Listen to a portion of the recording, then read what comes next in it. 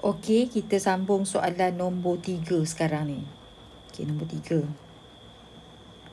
Jadual 1 menunjukkan beberapa unsur dengan nombor proton dan nombor nukleon masing-masing.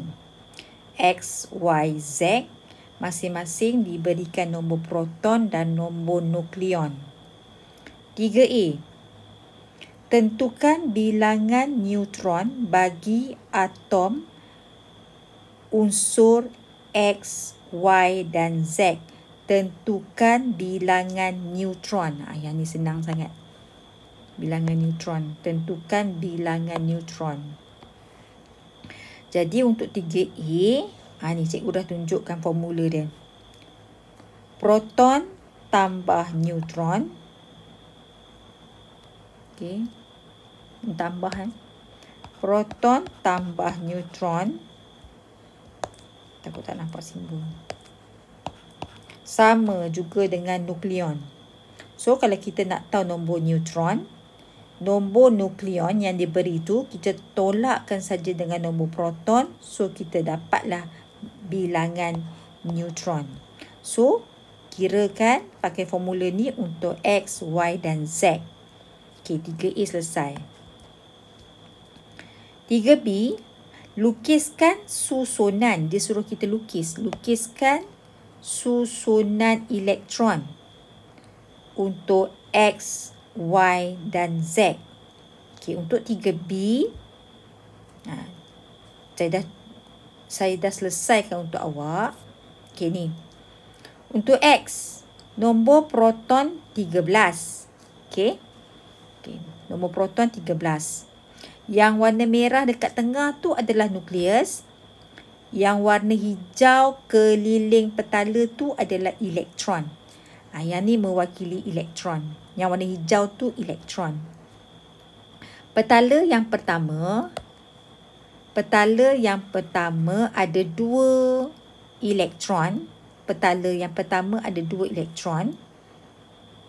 Petala yang kedua ada maksimum 8. Petala pertama maksimum 2 elektron. Petala yang kedua maksimum 8. So 2 tambah 8 10. 10 maksudnya ada lagi baki 3. Dan 3 elektron yang terakhir itu berada di petala yang ketiga. So susunan dia yang ni lukisan. Yang ini adalah dia punya susunan dia. 2.8.3. Kau kena lukis dan tuliskan susunan elektron. Sama juga untuk Y. Nombor proton 17. Petala yang pertama ada 2 elektron. Petala yang kedua maksimum 8 elektron. 2 tambah 8, 10. So, kita ada lagi 7. Betul tak? 7. Di petala yang ketiga ada 7 elektron. Okay. Ini adalah petala yang pertama. Ini adalah petala yang kedua. Ini adalah petala yang ketiga. Ini petala yang pertama, ini petala kedua, ini petala ketiga. Untuk Z, nombor proton dia 20. Petala yang pertama maksimum ada 2 elektron. Petala yang kedua, ini petala pertama, petala kedua, petala ketiga, petala keempat. Petala yang pertama maksimum 2 elektron. Petala yang kedua maksimum 8. Petala yang ketiga pun maksimum 8. 2 tambah 8, 10.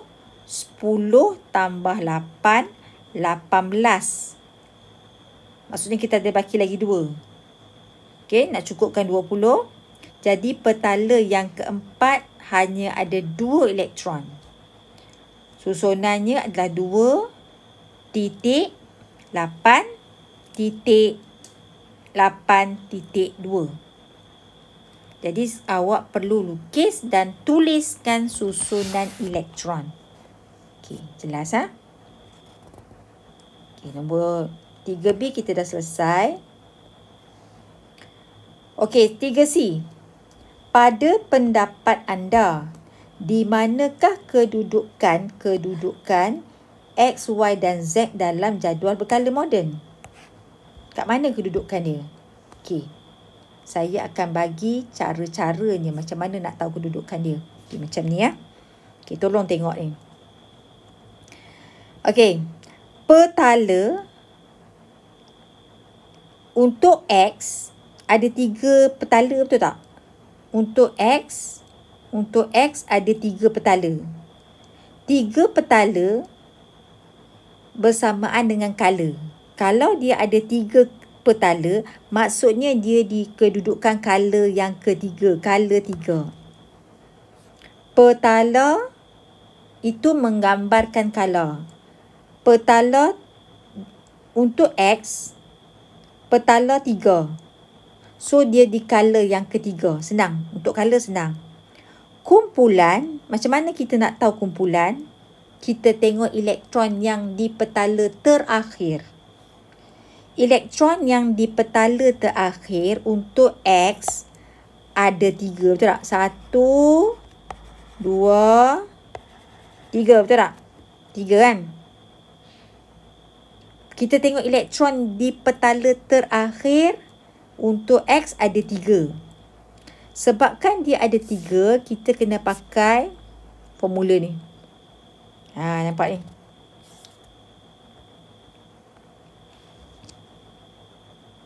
Sebabkan di petala terakhir dia ada 3, menunjukkan dia adalah kumpulan ke-13.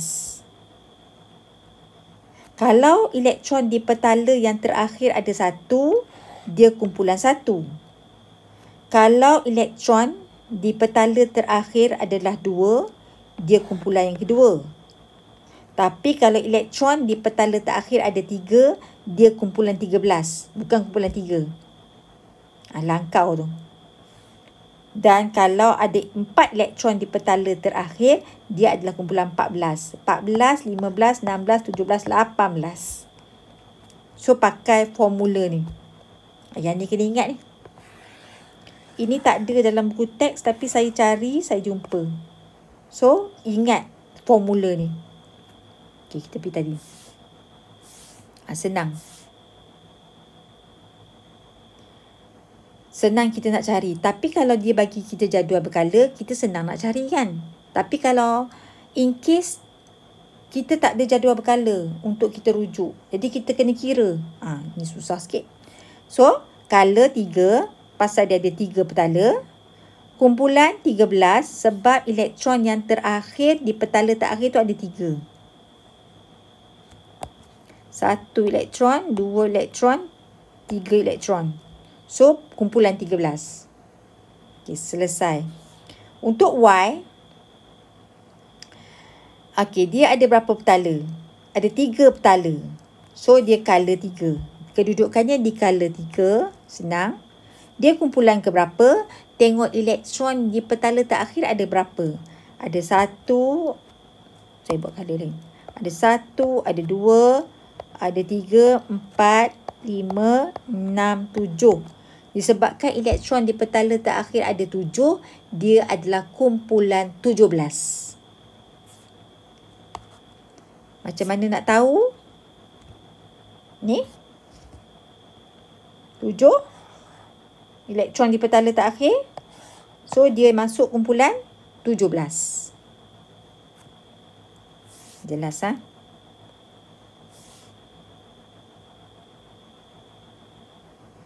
Kita tengok pula Z. Nombor proton 20. Okey, dia di kala yang berapa? Kira petala. Petala ada 4. Maksudnya dia di kala 4. Dia di kala yang keempat. Kala yang keempat. Dia kumpulan berapa? Tengok bilangan elektron yang terakhir. Tengok bilangan elektron di kala terakhir. Ada 2, betul tak? Sebabkan dia ada 2, Kita tengok tadi. Sebabkan dia ada 2 elektron di petala terakhir, dia adalah di kumpulan 2.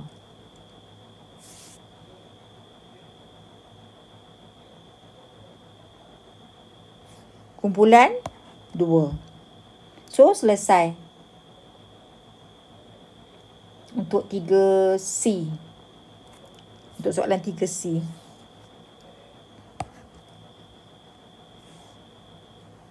Okey, 3D.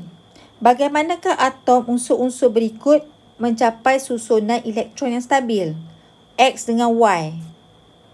X dengan Y macam mana nak stabil? Untuk X, di petala terakhir ada 3. Untuk X, elektron di petala terakhir ada 3. Jadi X ni perlu derma 3 elektron untuk dia menjadi ion positif. X perlu derma ataupun buang 3 elektron di petala terakhir dan menjadi ion positif.